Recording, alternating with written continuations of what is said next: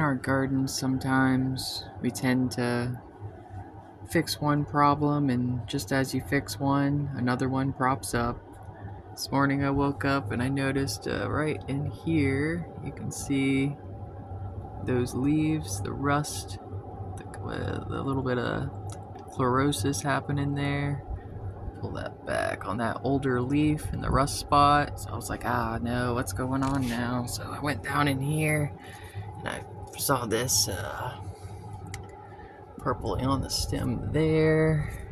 See purpling on this older branch here. See that purpling on the stem. So, and then you can look over here. You can see that damage on that leaf there.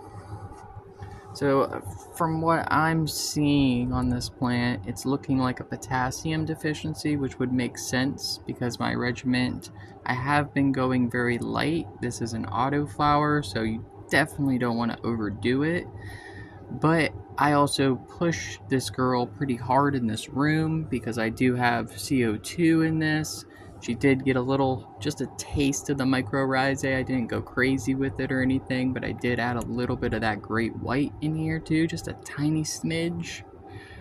So doing all that, if we're looking at the cannabis plant as a race car, I've really souped up some of the parts in this car, and now she needs a little bit more to run efficiently. So I think I'm gonna have to bump up her primary feeding solution a little bit.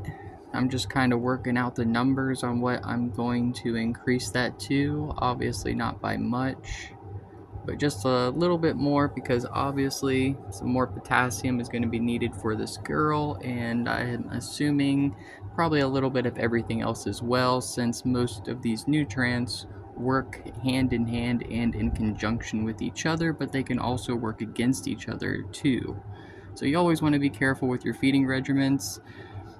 Just checking out the garden today, noticed that, and I've just been kind of sitting here scratching my head like, well, tomorrow's feeding day, but I could just go ahead and feed her today. She is pretty light.